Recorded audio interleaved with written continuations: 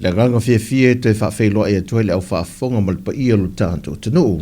E le isi foi whaau poponga le neo tana whau mai Sāmoa. O tau mawhainga le ofisa o le komisino whainga pālota e una ina ia televave ma mawhai o na atoa o ma le whai numero tangata pālota i le atunu. Wanga vae pālota mo le whainga pālota tele o le lua hawhelua se fulmaleono. Wa whaatino i seiti swinga e ese mai le whaatinonga sāia i le tausanga utua nai ma le taamilisanga mua le tausanga le nei e le toe resitala ina atoa le atunu mo le lola pālota fau. Tausanga le te aporta mo sanga mua. Tasi le team sei le anua maatas, anua maalua. Ia kasi le team sei le lona winga. Pe fia se fulwa ia no utolo le tumalo. E kasi le team sa kavanga ia ngai le na fo i ai tumalo.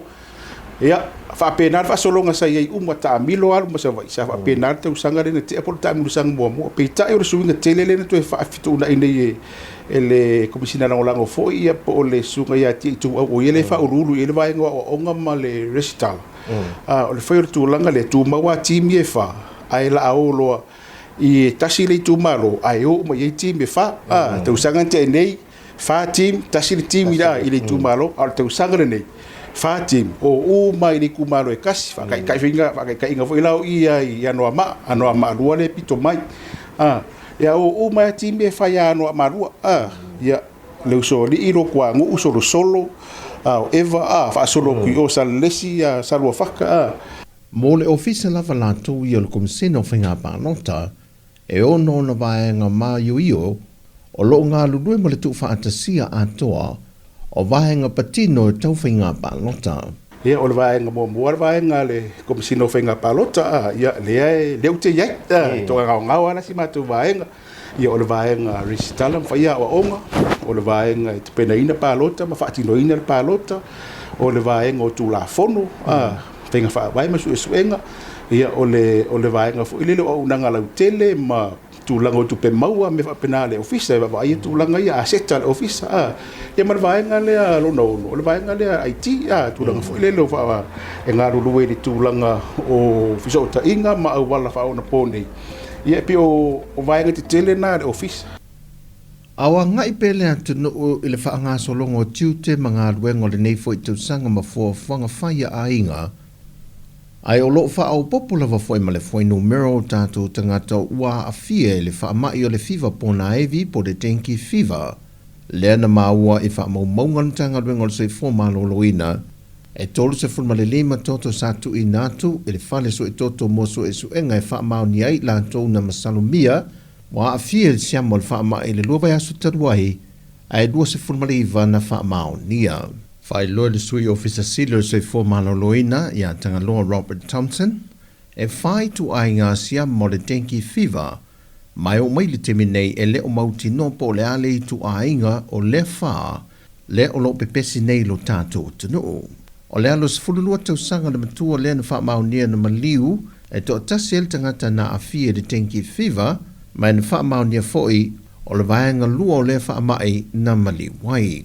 O le tui mātui se sifo o polu le o lo lifa i eile to telo i lantou o wha mau nia o lo wa a fia i siamo le tenki fiva.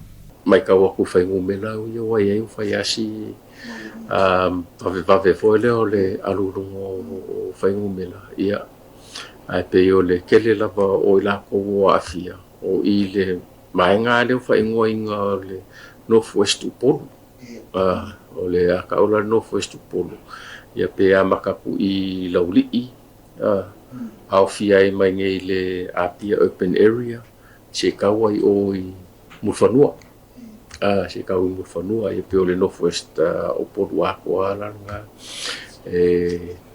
So ke le ana kako keise so ngei le Northwest region o Upolu. Le sui ofisa sile o soi fo malo loina tangaloa Robert Thompson. Talu mai la so lua se fulmalitasi o mati i le tausanga lua afe lua se fulmalitasi le fato aloa ia i le whaai ungo le vaiaso mawae le toe amatalia leo ngā ruenga o whaamsinonga o whanua maswafa i ta alosanga toe ilo le sa ta o fia se ia mahe o na toe ilo le tula fona le lua afe lua se fulu. Peita ia le ua whaalawi lo nei le aloa ia loa O teu ngol tula fono wha amsinonga o whanua maswafa lua afe lua se funmale lima. Na whai loi wha maunga le ofisa o wha amsinonga o whanua maswafa. E sidia ile se lauta alo sanga sa poloka, e le ima whai ona toi ngā lulua i ei wha amsino. Ona o le tūlanga toi iluilo le wha vae. Whai lo foi le ofisa sidi o le wha amsinonga, papa li i John Taimalelangi, e iei nisi o tālo sanga sa wha auruatu mo le wha atananga, e toi iluilo ai wha ai ungo nisi o lato mata opu o maea, pe tai o le atoe wha afo iatu ia i lato, wale mawhai o na wha taunu wina, ono wa wha leo ngai na i lano le tūla fono le wha vae lua afe lua se fuluma le lima.